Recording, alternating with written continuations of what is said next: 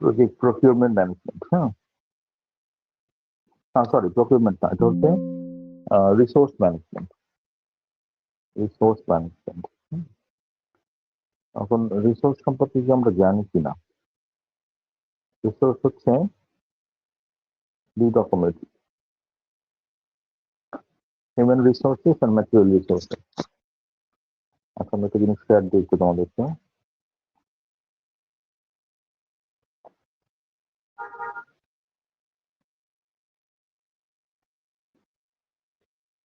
এটা হচ্ছে project resource management, হ্যাঁ, চ্যাপ্টার 9। এখন রিসোর্স হচ্ছে রিইউজেবল সোর্স, যেটা রিইউজ করা যায় যে সোর্স গুলো। যেমন হিউম্যান রিসোর্স, মানুষকে রিইউজ করা যায়, ম্যাটেরিয়াল রিইউজ করা যায়, মেশিনারি, ল্যাব, তারপরে বাসা, এগুলোকে রিইউজ করা যায়। এগুলো হচ্ছে আমাদের প্রজেক্টের জন্য রিসোর্সেস। আমরা মূলত এই চ্যাপ্টারের মধ্যে হিউম্যান রিসোর্সের উপর জোর দেওয়া হয়েছে, আর ম্যাটেরিয়াল রিসোর্সের জন্য আমাদের আরেকটা চ্যাপ্টার আছে, ওই যে প্রকিউরমেন্ট ম্যানেজমেন্ট, ওখানে বেশি একটা আলোচনা হচ্ছে। এই জন্য এইখান থেকে আমরা হিউম্যান রিসোর্সের বিষয়টা বেশি পড়বো। ঠিক আছে? অনেকের টাকা মানি এটাকেও রিসোর্স বলতে চায়, কিন্তু মানি আসলে প্রজেক্টের জন্য রিসোর্স না। মানি রিসোর্স বিজনেসের জন্য হতে পারে। একটা বিজনেস চলতেছে, সেখানে র ম্যাটেরিয়াল কিনতেছে মানুষ, কিছু বানাচ্ছে, তারপর সেটা সেল করছে, সেল করার পরে আবার টাকা আবার ঘুরে আসতেছে, আবার খরচ হচ্ছে, আবার রিটার্ন করতেছে, প্রফিট হচ্ছে, সেক্ষেত্রে রিইউজেবল সোর্স। কিন্তু প্রজেক্টে তো রিপিটেশন হয় না। প্রজেক্টের টাকা এক জায়গা থেকে আমরা জোগাড় করি, তারপর সেটা পুরোটাই খরচ করে ফেলি। প্রজেক্টের মধ্যে রিটার্ন করার কোনো সিস্টেম নেই। সেই জন্য প্রজেক্টের মধ্যে আমরা মানি বা টাকাকে রিসোর্স বলি না। আমরা হিউম্যান রিসোর্সকে বেশি জোর দিই এখানে। আচ্ছা, প্রথম আমি যে জিনিসটা দেখাচ্ছি সেটা হচ্ছে আমরা কতগুলো প্রসেস আছে, মানে হিউম্যান রিসোর্স ম্যানেজমেন্ট আমরা কিভাবে করি। যেমন প্ল্যান করি প্রথমে হিউম্যান রিসোর্স কিভাবে এটা খরচ হবে, তারপর আমরা অ্যাক্টিভিটি গুলাকে কি এস্টিমেট করি যে কোন অ্যাক্টিভিটিতে কি কি রিসোর্স লাগবে। সিস্টেম অ্যানালিসিস, এখানে কি কি রিসোর্স লাগবে। আমরা বাজেট বানাইছিলাম না, তখন আমরা কিছুটা হলো জানি যে অ্যানালিসিসের জন্য রিসোর্স লাগবে, হচ্ছে হিউম্যান রিসোর্স অ্যানালিস্ট লাগবে। হ্যাঁ, তারপর তোমার যদি এখানে মুভ করতে হয় তাহলে আমাদের ট্রান্সপোর্ট লাগবে। ঠিক আছে, আবার অফিসে বসে কাজ করতে হবে, অফিসের স্পেস লাগবে। হ্যালো। স্যার, কথা আসলে একদম ক্লিয়ারলি আসতেছে না স্যার। কথা ক্লিয়ারলি শোনা যাচ্ছে না? না স্যার। অন্যদের কি অবস্থা? অন্যরা বলো তো, আমার কথা ক্লিয়ারলি শোনা যাচ্ছে না? কি বিষয়ে স্যার? শুনিনি স্যার। না, কথা শোনা যাচ্ছে কিনা, আমার কথা ক্লিয়ার কিনা? জি স্যার, শোনা যাচ্ছে স্যার, ওটা ঠিক। তাজবি, তোমার কথাই কিন্তু আমি কম শুনতেছিলাম, তোমার কথাও কিন্তু খুব হালকা শোনা যাচ্ছিল। দেখো তো, আমার মতে আমার এখানে দেখো সব ঠিক আছে। আচ্ছা স্যার। হ্যাঁ বলো, ওনারা শুনতে পাচ্ছে তোমার কথা? জি স্যার, ক্লিয়ার। আচ্ছা, ওকে। এখন বিষয়টা হচ্ছে এই জিনিসটা হচ্ছে আমাদের যে আমরা স্টেপ বাই স্টেপ কিভাবে আসলে রিসোর্স ম্যানেজমেন্ট করি। প্রথমে প্ল্যান করি, তারপরে এস্টিমেট করি যে কোন অ্যাক্টিভিটিতে কি রিসোর্স লাগবে, কত পরিমাণে লাগবে। সেই অনুযায়ী রিসোর্সকে অ্যাকোয়ার করি। অ্যাকোয়ার মানে হচ্ছে আমরা সংগ্রহ করি আর কি। আহ, বিভিন্ন কজন প্রোগ্রামার লাগবে, কজন ডিজাইনার লাগবে, কতগুলো গাড়ি লাগবে, বা বাসা লাগবে, জায়গা লাগবে, ল্যাব লাগবে, এগুলো আমরা জোগাড় করি। তারপরে সেটাকে আমরা প্রজেক্ট, যদি আমাদের হিউম্যান রিসোর্সের ক্ষেত্রে একটা খুব ইম্পর্টেন্ট জিনিস আছে, develop the project team. Resource acquire করলাম, কিন্তু টিমটা তখন বিল্ড করা হয় না, তাই না? Develop the team. Develop team মানে হচ্ছে এখানে প্রজেক্ট ম্যানেজার সবাইকে নিয়ে বসে ট্রেনিং দিয়ে টিমটাকে ডেভেলপ করে নেয় আর কি কাজের শুরুতে। তারপরে তাদেরকে ম্যানেজ করতে হবে বিভিন্নভাবে, বিভিন্ন জায়গায় ম্যানেজিং এর কাজ করতে হবে, কাকে ট্র্যাক করবে কিভাবে, এই জিনিসগুলো ফাইন্ড আউট করা হয়। তারপরে সেই অনুযায়ী ডিসিশন মেক করা হয়, সেটা হলো কন্ট্রোল। তো এটা হচ্ছে থ্রু আউট দ্য প্রজেক্ট আমরা যে কাজগুলো করি রিসোর্স ম্যানেজমেন্টের ক্ষেত্রে, তার স্টেপ বাই স্টেপ দেওয়া আছে এখানে। তো ঠিক আছে, তো আমরা যেটা করতে চাই সেটা হচ্ছে, এখানে আমাদের কতগুলো আচ্ছা, এখানে আমরা যদি দেখি তাহলে সেটা হলো যে কোথায় ছিলাম আমরা, এটা, হ্যাঁ। আচ্ছা, ইনফ্লুয়েন্স ফ্যাক্টরে পরে আছে, এটাতে আছে। What is project resource management গেল। এরপরে হচ্ছে রিসোর্সের ক্ষেত্রে লাগে তোমার জয়েন করতে চাচ্ছি, একবারে জয়েন করে নিলে ভালো হয়। আচ্ছা, এক্ষেত্রে আমাদের হিউম্যান রিসোর্সের ক্ষেত্রে একটা খুব ইম্পর্টেন্ট জিনিস হলো মোটিভেশনাল থিওরি। বুঝছো? মোটিভেশনাল থিওরিটা হচ্ছে কি, কারা করে জয়েন করার চেষ্টা করতেছে। হিউম্যান রিসোর্স যখন আমরা হ্যালো, কথা শোনা যাচ্ছে? আচ্ছা, জি স্যার। ক্লাসটা কেউ রেকর্ড করলে ভালো হতো স্যার। তাসবি তুমি কি রেকর্ড করছো? জি স্যার, রেকর্ড করতেছি স্যার, হইতেছে। আচ্ছা ঠিক আছে, ওকে। এই জন্য জয়েন করতে চাইলো, এখন দেখতে পাচ্ছি না তো। আচ্ছা ঠিক আছে, তোমরা যদি কেউ জয়েন করতে না পারো আবার জয়েন করতে সেকেন্ড টাইম চেষ্টা করবো। আচ্ছা, এখন আমরা হচ্ছে মোস্ট ইম্পর্টেন্ট পার্ট, সেটা হচ্ছে মোটিভেশনাল থিওরি। এটার মানেটা কি হলো হিউম্যান রিসোর্সকে তোমার মোটিভেট করতে হয়, তাই না? প্রজেক্ট ম্যানেজার হোক, টিম লিড হোক, তারা কি করে মোটিভেট করতে হয়। মোটিভেশনাল থিওরি দিয়ে তারা বিভিন্ন মোটিভেশনাল থিওরি অ্যাপ্লাই করে মানুষকে মোটিভেট করাতে। মানুষকে কিন্তু কন্ট্রোল করা যায় না, মানুষকে ম্যানেজ করতে হয়।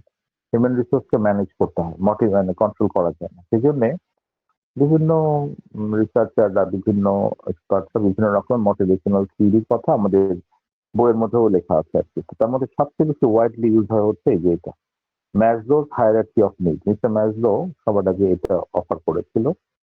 তো তার যে মোটিভেশনাল থিওরি সেটা হচ্ছে এরকম একটা 5 স্টেজ থিওরি। হুম, একটা 5 স্টেজ থিওরি। এখানে উনি যেটা বলার চেষ্টা করেছেন সেটা হলো যে মানুষ কোনো না কোনো স্টেজের মধ্যে পড়বে, কোনো না কোনো একটা সেকশনে পড়বে। সবার নিচেটা হচ্ছে ফিজিওলজিক্যাল স্টেজ। মানুষের এখানে হচ্ছে যারা কিনা খুবই বেসিক লেভেলে কাজ করে, যারা কিনা কায়িক পরিশ্রম করে, ধরো ক্লিনার, তারপরে ধরো আমাদের পিয়ন, বেয়ারার, এই জাতীয় যে লোকজনগুলো আছে তারা কিন্তু তোমার এই ফিজিওলজিক্যাল স্টেজের মধ্যে পড়ে আর কি। তাদের হচ্ছে বেসিক নিডস এর উপরে তারা এখনো চলে। খাদ্য, অন্ন, বস্ত্র, বাসস্থান, এগুলোর জন্য তারা ফাইট করে সবসময়, তাই না? এই লেভেলের লোকজন। অর্থাৎ এই লেভেলের লোকজনকে তুমি যদি মোটিভেট করতে চাও, তাদেরকে তোমার এইরকম জিনিস দিয়ে দিতে হবে যেন তারা একটু বেটার জিনিস পায় আর কি। যেমন তুমি একজন রিক্সাওয়ালাকে থ্যাংক ইউ না দিয়ে তুমি যদি 10 টাকা বেশি দাও, সে কিন্তু বেশি খুশি হবে, বেশি মোটিভেটেড হবে, কারণ সে এখন ফিজিওলজিক্যাল স্টেজের মানুষ। তার তার উপকারটা যেখানে হবে প্রয়োজন অনুযায়ী সেটা যেন ঠিক হয় আর কি। ঠিক আছে? আচ্ছা, তারপরেরটা হচ্ছে পরের স্টেজটা হচ্ছে সেফটি। যাদের এগুলো মিট হয়ে গেল, তার পরের স্টেজ সেফটি স্টেজে থাকে যারা, তারা মনে করো কোন অফিসের জুনিয়র লেভেলে যারা কাজ করে, ক্লার্ক, হ্যাঁ, এরা আর কি, যারা টেবিল জব হয়তো করে, তারা ছোট ছোট কাজ করে, তাদের এই বেসিক নিড তারা ফুলফিল করতে তারা একটু সেফটি সিকিউরিটি বেশি চায়। এই লেভেলের লোকজনকে মোটিভেট করতে গেলে তুমি হয়তো তাদের হাউস রেন্ট বাড়ায় দিতে পারো, তাদেরকে কমিউনিকেশনের জন্য কিছু টাকা পয়সা দিতে পারো। তারা একটা সেফটি সিকিউরিটি বেশি ফিল করলে তারা কিন্তু মোটিভেটেড হবে আর কি। তারপর সোশ্যাল স্টেজ, এটা হচ্ছে ধরো আমাদের অফিসার লেভেল, প্রোগ্রামার, তারপরে এরা এরা যারা নলেজ ওয়ার্কার, তারা সোশ্যাল স্টেজে পড়ে। এই লেভেলের লোকজনকে মোটিভেট করতে হলে কি করতে হবে? তোমার তাদেরকে তোমার যে অ্যাকসেপ্টেন্স, লাভ, এফেকশন, আচ্ছা এরকম জিনিস, হ্যাঁ, টিমের মধ্যে, গ্রুপের মধ্যে সবার মধ্যে ডেকে এনে তাকে সম্মান দিতে হবে। আজকে খুব ভালো কাজ করেছে, হ্যাঁ, তারপরে তার জন্য হয়তো গাড়ি দিয়ে তাকে নিয়ে যাওয়া, এরকম কিছু সোশ্যালিস্টে যেন রেসপেক্ট ফিল করে, সামাজিক ভাবে সে রেসপেক্ট ফিল করবে, এরকম জিনিসে সে মোটিভেটেড হয়। আচ্ছা, তারপর মনে করো এসটিম, মানে এরা হচ্ছে এক্সপার্ট লেভেলের লোকজন, কোনো বিষয়ে তারা খুব এক্সপার্ট এবং তারা অলরেডি নিচের সাধারণ নিড ফিট গুলো অলরেডি কভার করে আসছে। এই লেভেলের লোকজনকে তোমার যে প্রেস্টিজিয়াস কিছু জিনিস দিলে, সার্টিফিকেট দিলে, রেকগনিশন দিলে, প্রমোশন বা জাতীয় জিনিস দিলে, তাহলে তারা খুব খুশি হবে। বুঝতে পারছো? স্ট্যাটাস, এগুলো তারা চায়। তারপরে আছে হচ্ছে সেলফ অ্যাকচুয়ালাইজেশন স্টেজ। এটা হচ্ছে সবচেয়ে উপরের স্টেজ। এরা হচ্ছে একটু ডিফারেন্ট টাইপের লোক। এদের হচ্ছে সাধারণ বিষয়ে তারা কিন্তু মোটিভেটেড হয়। তারা হচ্ছে আমি কি করলাম, আমি কি দিতে পারলাম, তারা কিছু দিতে পারলে খুশি হয়। মানে বুঝছো, তারা নিতে পারার ক্ষেত্রে তারা কিন্তু ওই পর্যায়ে থেকে পার হয়ে আসছে। অথবা অনেকের মধ্যে, ইয়াংদের মধ্যে অনেকে থাকে যে না, আমি নেওয়া দিয়ে আমার বিষয় না, আমি করতে পারলে আমি খুব খুশি। এই জাতীয় লোকজনকে তোমার চ্যালেঞ্জ দিতে হয়। চ্যালেঞ্জ দিলে তাহলে তারা নিতে পারে আর কি, খুব তারা এই হয় আর কি, তারা খুব চ্যালেঞ্জিং প্রজেক্ট, তাদেরকে চ্যালেঞ্জিং জিনিস দিলে তারা মোটিভেটেড হয়, কাজ করতে পারলে তারা খুশি হয় আর কি। তো তোমার যদি এরকম সাধারণত প্রশ্নের মধ্যে দেওয়া থাকে যে তোমার যে প্রজেক্টে তুমি প্রজেক্ট ম্যানেজার বা টিম লিড হিসেবে কাজ করতেছো, তোমার এখানে প্রায় 15 জন বা 20 জন হিউম্যান রিসোর্স আছে, তার মধ্যে সব রকম লোক থাকতে পারে, তোমার সিনিয়র লেভেলের লোকজনও আছে, আবার সিনিয়র লেভেল লোকজন আছে, কিছু সাপোর্টিং স্টাফও আছে। তুমি তোমার টিমকে কিভাবে মোটিভেট করবা তার একটা প্ল্যান দাও। এই ধরনের প্রশ্ন করে প্ল্যান দাও বা 5-6 নাম্বার দিয়ে দিত। বা তখন তোমাকে উত্তর লিখতে হবে যে আমি আমার টিমকে মোটিভেট করার জন্য একটা মোটিভেশনাল থিওরি অ্যাপ্লাই করব, যেমন ম্যানেজার হায়ারার্কি অফ নিড। তারপরে তুমি এই ছবিটা তুমি যদি এঁকে দিতে পারো, এঁকে দেওয়ার পরে নিচে তোমার কথাগুলো লিখতে হবে যে according to manager hierarchy of need, এখানে সবচেয়ে বেসিক নিডের লোকজন হচ্ছে ফিজিওলজিক্যাল নিডের লোকজন। আমার এখানে যারা কিনা এই জাতীয় লোক আছে তাদেরকে আমি মানিটারি হেল্প করবো, তাদেরকে আমি কিছু ইনসেন্টিভ দিব বিভিন্ন সময় যেন তারা মোটিভেটেড থাকে। তারপরে যারা সেফটি সিকিউরিটি সেফটি স্টেজে আছে তাদেরকে, যেমন জুনিয়র অফিসার লেভেলের লোকজন, তাদেরকে আমি কিছু মাঝে মাঝে বিভিন্ন কাজকর্মের জন্য তাদের কিছু তোমার অফার টফার দিব যেন তাদের সেফটি সিকিউরিটিটা বাড়ে। হ্যাঁ, এই জাতীয় দিব। তাদেরও মানিটারি দেওয়া যায়, মানি দেওয়া যায়, কিন্তু তাদেরকে অন্যভাবে দিতে হয়। ঠিক আছে। আবার তারপরে সোশ্যাল স্টেজে যে আছে যারা কাজ করবে, যেমন অফিসার লেভেলে যারা কাজ করবে তাদেরকে আমি সোশ্যালি তাদেরকে সম্মান দেওয়ার চেষ্টা করবো। তাদের কোনো বিশেষ ভালো কাজের জন্য তাদেরকে কোনো প্রাইজ দেওয়া যাবে, বা সবার সামনে ডেকে এনে তাদেরকে সম্মান দেওয়া যাবে, তাহলে তারা খুব মোটিভেটেড হবে। যারা এক্সপার্ট লেভেলের লোকজন, সিনিয়র একটু, তাদেরকে আমরা ওই যে প্রেস্টিজিয়াস কোনো রেকগনিশন দেওয়া, তাদেরকে কোনো পজিশন দিয়ে দেওয়া, আজকে থেকে আপনি ম্যানেজার, আজকে আপনি কোনো কিছু এরকম জিনিস দিলে তখন তারা মোটিভেটেড হবে। তারপরে তোমার সেলফ অ্যাকচুয়ালাইজেশন, মানে আমাদের এখানে আবার কিছু লোকজন হতে পারে তারা অনেক উপরে, তারা নিজেরা কিছু করতে পারলে খুশি হয়, সেই জন্য কিন্তু আমরা চ্যালেঞ্জিং কাজগুলো তাদেরকে দিব, তাহলে কি হবে, তারা মোটিভেটেড হবে। মানে এইভাবে তোমার কিন্তু লিখতে হবে। কিন্তু অনেকে আমাদের এখানে দুঃখজনক যে জিনিসটা হয়, এই হায়ারার্কি অফ নিডের ছবি দেখে দিয়ে সব চলে আসছে, এই ছবিটা তো উত্তর না।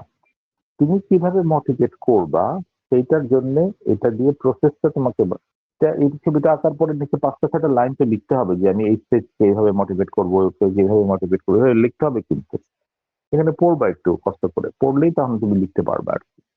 তো এই যে এই প্রশ্নটা সবচেয়ে ইম্পর্টেন্ট প্রশ্ন এই পুরো চ্যাপ্টারের মধ্যে, যে কিভাবে তুমি তোমার টিমকে মোটিভেট করবা, হায়ারার্কি অফ নিড বা এরকম কোনো কিছু এখানে থাকবে। ঠিক আছে। আচ্ছা, তারপরেরটা হচ্ছে ছোট প্রশ্নের জন্য এটা দরকার, যে ইনফ্লুয়েন্স এন্ড পাওয়ার। ঠিক আছে। প্রজেক্ট ম্যানেজারের জন্য কোন জিনিসগুলা ইনফ্লুয়েন্স করে, ইনফ্লুয়েন্স বেস গুলা কি, ইনফ্লুয়েন্স বেস, অথরিটি। হ্যাঁ, অথরিটি হচ্ছে কার দায়িত্ব, মানে একজনকে রাইট দেওয়া হয়, আপনাকে অথরিটি দেওয়া হলে কাজ করার জন্য। অ্যাসাইনমেন্ট, প্রজেক্ট ম্যানেজার কাউকে অ্যাসাইন করবে যে এই কাজটা আপনার দেওয়া হলো কাজ করার জন্য। বাজেট, একটা লিমিট দেওয়া থাকে যে আপনাকে এই টাকার মধ্যে আপনি এরকম একটা কাজ করে দেখান। প্রমোশন, হ্যাঁ, এই জাতীয় হচ্ছে, এগুলো হচ্ছে মানুষকে ইনফ্লুয়েন্স করে আর কি। মানি, পেনাল্টি, ওয়ার্ক চ্যালেঞ্জ, এক্সপার্টাইজ, হ্যাঁ, ফ্রেন্ডশিপ, এই জাতীয় জিনিসগুলো মানুষকে ইনফ্লুয়েন্স করে। যে কোন জিনিসগুলো মানুষকে ইনফ্লুয়েন্স করে, তখন যদি এরকম লিস্ট দেওয়া হয় তখন তোমরা এখান থেকে 4-5টা লিখে দিবা। ঠিক আছে। এটা হচ্ছে একটা জিনিস, একটু পড়লে তোমাদের হয়ে যাবে। সবকটা পড়ে রাখলে 3-4টা মনে থাকবেই সবসময়। আচ্ছা, ইনফ্লুয়েন্স এন্ড পাওয়ারের কথা গেল। তারপরে এটা একটা মজার জিনিস, সেটা হলো base of social power. Basis of social power, social পাওয়ারের জন্য কোন বেস গুলা কাজ করে। কোয়ার্সিভ পাওয়ার হচ্ছে সবাই মিলে একসঙ্গে কিছু করা, হ্যাঁ, involves using punishment, threat or other negative approaches to get people to do things they do not want to do। আচ্ছা, তার মানে হচ্ছে তো যেটা দেওয়া হচ্ছে সেটা তোমার করতে হবে, না করলে তোমার পানিশমেন্ট হবে, তোমার অন্য রকমের শাস্তি হবে বা এই হবে। এই জাতীয় জিনিস যদি থাকে সমাজের মধ্যে, যদি চালু থাকে, তাহলে মানুষজন ভালো কাজ করবে, তাই না? সমাজ বলতে এখানে বোঝানো হচ্ছে অর্গানাইজেশন কালচার। অর্গানাইজেশন কালচারটা যদি এরকম হয় যে হয়তো ভালো কাজ করলে তুমি রিওয়ার্ডেড হবে, তাহলে খুব ভালো। আরেকটা কথা এখানে বলছে লেজিটিমেট পাওয়ার। লেজিটিমেট পাওয়ার হচ্ছে আমার আইনগত সুবিধা আর কি। যেমন নাগরিকদের একটা লেজিটিমেট পাওয়ার থাকে, বিভিন্ন পজিশন লেজিটিমেট পাওয়ার থাকে, এরকম।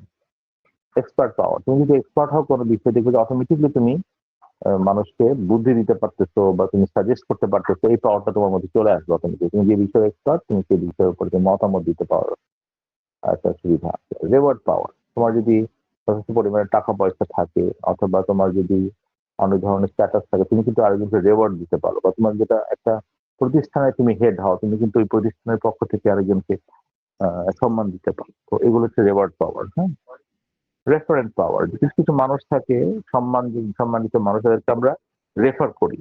রেফারেন্স হিসেবে তাদেরকে ইউজ করি। কেন? তাদেরকে সবাই চেনে, তাদেরকে সবাই ভালো জানে, তারা সমাজে খুব ইম্পর্টেন্ট পার্সন। রেফারেন্স পাওয়ার এগুলোও কিন্তু খুব ইন্টারেস্টিং জিনিস আর কি। এটা কি বলা হচ্ছে? Basis of social power. Basis of, এটাও শর্ট কোয়েশ্চেনের জন্য তো আমাদের মাঝে মাঝে আসে, তো তখন এটা দরকার হয়েছে। আচ্ছা, সেকেন্ড মোস্ট ইম্পর্টেন্ট পয়েন্ট হচ্ছে এটা, মানে বড় প্রশ্নের জন্য, যে ইমপ্রুভিং ইফেক্টিভনেস। তুমি তোমার ইফেক্টিভনেস ইমপ্রুভ করার জন্য কোন হ্যাবিট গুলাকে কোন অভ্যাসগুলা তুমি করবা। এখানে কবে একটা থিওরি দিয়েছেন যে এই জিনিসগুলো যদি কেউ প্র্যাকটিস করে, মানে তার মধ্যে যদি এই হ্যাবিট গুলো যদি 7 হ্যাবিট, ঠিক আছে, তার এই 7টা হ্যাবিট যদি কেউ করে, তাহলে তার এফেক্টিভনেস ইমপ্রুভ করবে।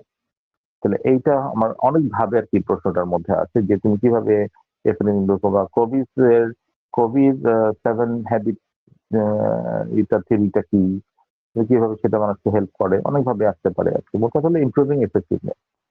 এফেক্টিভনেস মানে তোমার কাজটা এফেক্টিভলি তুমি ইমপ্রুভ করতে চাচ্ছ, তুমি কিভাবে করো। যেমন বি প্রোঅ্যাক্টিভ, একটা বলেছে প্রোঅ্যাক্টিভ হওয়া, আগে থেকেই তুমি রেডি থাকো। হুম, তো এটা হচ্ছে 1 নাম্বার। তুমি তাহলে তোমার এফেক্টিভনেস বাড়বে। আমি আচ্ছা দেখি কি হয়, এরকম ভাবে না। আচ্ছা আমি আগে থেকে একটু রেডি হই, পড়াশোনা করি, একটু ওই জিনিসটা ঠিকঠাক করি। হ্যাঁ, যে কোথাও যাবো বা এই করলে আগে থেকে আমরা গিয়ার টিয়ার কিনে টিনে রেডি টেডি হয়ে নিই। তো এইগুলো হচ্ছে প্রোঅ্যাক্টিভ হওয়া। Begin with the end in mind, মানে আমি শেষে আসলে কি চাই ওটা প্রথমে চিন্তা করে নাও। শেষ কাজটা শুরু করি, দেখি শেষ কেমন হয়, এটা না। আমি এক্স্যাক্টলি কি চাই সেটা ধরে নিয়ে পরে আমি শুরুটা করবো। Put first thing first. প্রথম যে প্রবলেমটা হচ্ছে সেটাকে আমরা আগে সলভ করি। একটা প্রবলেম দেখা দিচ্ছে না, এটা অসুবিধা নেই, এটা পরে করলে হবে, এরকম না। কারণ প্রথমে যেটা চলে আসবে সেটাকে প্রবলেম বা কোনো কিছু আমরা প্রথমে সেটা শেষ করি। থিঙ্ক উইন উইন, যে শুধু একজন বললো কোনো যে আমাদের এটা হলে সুবিধা হয়, এটা করতে গিয়ে আবার অন্য পার্টি ক্ষতিগ্রস্ত করে না দেওয়া, সব পার্টিকেই স্যাটিসফাই রাখার চেষ্টা করা আর কি। আচ্ছা, তারপর থিঙ্ক উইন উইন, এটা গেল। তারপরে বলছে seek first to understand then to be understood. প্রথমে নিজে বোঝা লাগবে, তারপরে আরেকজনকে, তারপরে বোঝানো। দেন টু বি আন্ডারস্টুড, মানে ফার্স্ট টু আন্ডারস্ট্যান্ড, প্রথমে আন্ডারস্ট্যান্ড করতে হবে, তারপরে লিসনিংটা প্রথমে। আমি যেন সময় দিয়ে আজকে বুঝি, আগে নেই যে আছে কি বলতে চাচ্ছে বা কি ওই জিনিসটা কি, এটা বোঝাতে চাচ্ছে, তারপরে অন্য কাজ, তারপরে আমরা বোঝানোর কাজটা করবো। সিনার্জাইজ মানে হচ্ছে সবাই মিলে একটা টিমের মধ্যে সবাই যেন উইন করি আর কি। তো এটা হয় কি, মানুষকে খুব হ্যাপি করে। হ্যাঁ, এটা মানে সবাই মিলে কোলাবোরেটিভলি, ক্রিয়েটিভ বাই কোলাবোরেশন, সবাই মিলে কোলাবোরেটিভলি একটা কাজ করলে তাহলে জিনিসটার এফেক্ট খুব ভালো হয়। তারপর বলছে শার্পেন দ্য স মানে হচ্ছে করাকে ধার দেওয়া। করাকে ধার দেওয়া বলতে নিজেকে ধার দেওয়া, মানে হচ্ছে যে যে পড়াশোনা করা, রেগুলার পড়াশোনা করা, নিজের স্বাস্থ্য সচেতনতা বাড়ানো, এক্সারসাইজ করা, এই সবগুলো জিনিস যদি করা থাকে তাহলে নিজেকে মানে নিজেকে তো ঠিক রাখতে হবে, তাই না? আমাদের ছেলে মেয়েদের মধ্যে অনেকে আছে খুব ভালো স্টুডেন্ট, কিন্তু তার স্বাস্থ্য একদম ভাঙাচোরা, সে কিছু খেতে পারে না, কিছু করতে পারে না।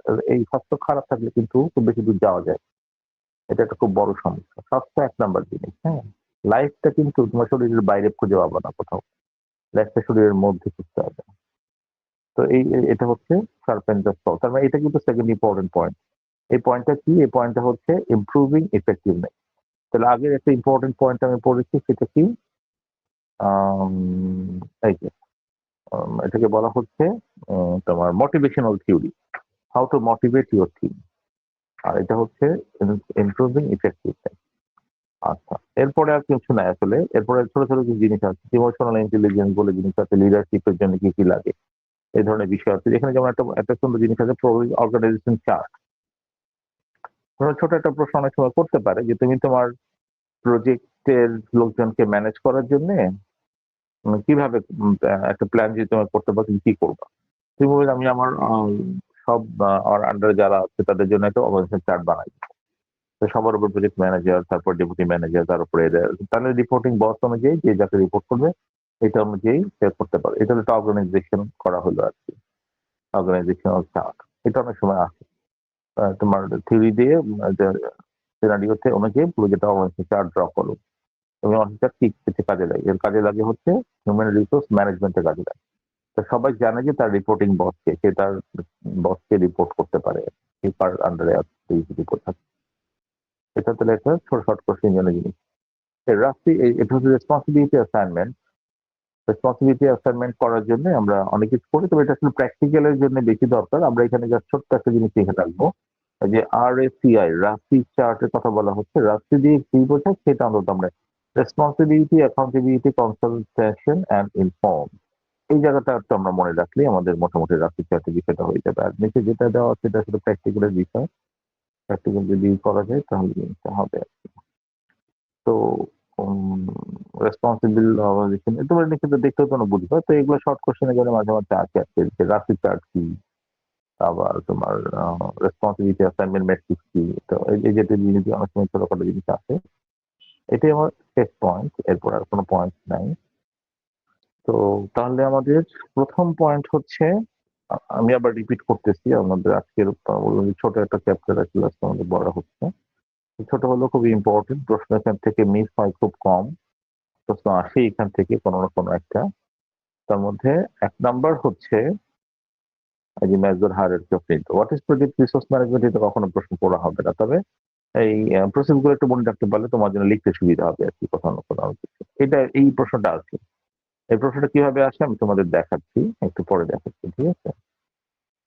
যে এই প্রশ্নটা হচ্ছে যে তুমি তোমার টিমকে কিভাবে মোটিভেট করবা, একটা প্ল্যান দাও। তখন তুমি বলবো আমি একটা মোটিভেশনাল থিওরি অ্যাপ্লাই করবো, সেই থিওরি অনুযায়ী আমি মোটিভেট করার চেষ্টা, মানুষকে মোটিভেট করার চেষ্টা করবো, আমার টিমকে মোটিভেট করার চেষ্টা করবো।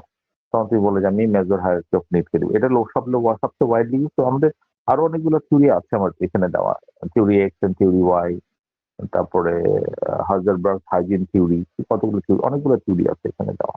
তো এটা মোস্টলি ওয়াইডলি ইউজ দেখে আমি এটা তোমাদের ক্লাসে ব্যাখ্যা করলাম আর কি, অন্য সবগুলো ব্যাখ্যা করার কোনো মানে নেই।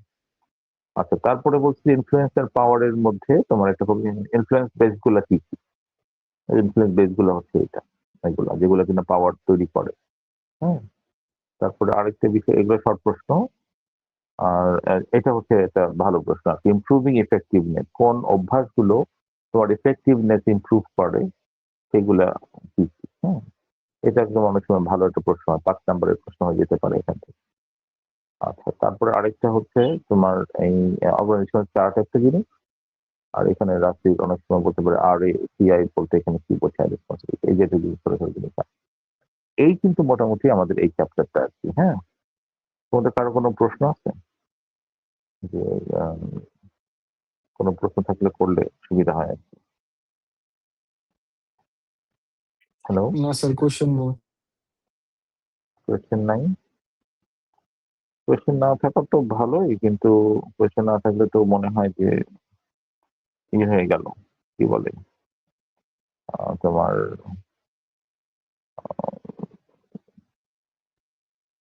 যে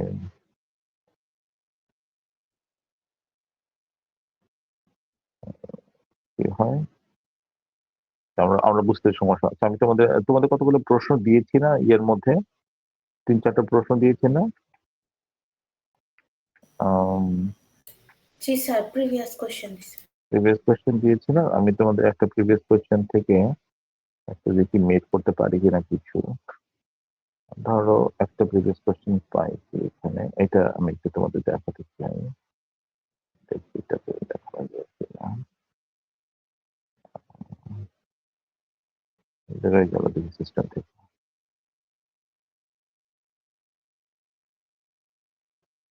সরি, আমি সিস্টেম থেকে বেরোয় গেছিলাম। হ্যাঁ, এই করতে একে আরেকবার ট্রাই করি। ঠিক আছে, এবার হয়তো আসতে পারে। আচ্ছা, ধরো এই যে একটা প্রশ্ন, এটা আমি দিয়েছিলাম, দেখো 2000 স্প্রিং এ আসছিল।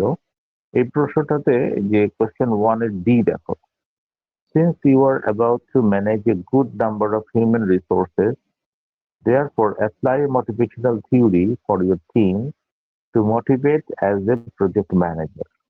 তো কিভাবে তুমি একটা মোটিভেশনাল থিওরি অ্যাপ্লাই করে ম্যানেজ করবা সেটা তুমি এখানে লেখো। Apply motivational theory for your team two motivate as a project manager. এই যে আমাদের মেজর হায়ারার্কি অফ নিডস দিয়ে তুমি কিভাবে মোটিভেট করবে সেটা বলো। ঠিক আছে? এই যে প্রশ্ন আসে আর কি, বুঝতে পারছো না? তো তার মানে হচ্ছে এটা খুব কমন আসে, এটা আসে। আবার আরেকটা হচ্ছে যে তোমার কিসের প্রশ্ন, ওই যে কি বলে ওটাকে, ওই যে ইনক্রিজ ইউর এফেক্টিভনেস আর কি, হ্যাঁ, ইমপ্রুভিং এফেক্টিভনেস, এই প্রশ্নটাও প্রায় আছে। তো এই জিনিসগুলো একটু ভালো করে পড়ে রাখবো আর কি। তোমাদের সবার আইডি গুলো দাও, তাজবি একটু রেকর্ড করে রাখো। ঠিক আছে, আজকে এ পর্যন্তই থাকবে। আজকে তেমন কিছু পড়াবো না।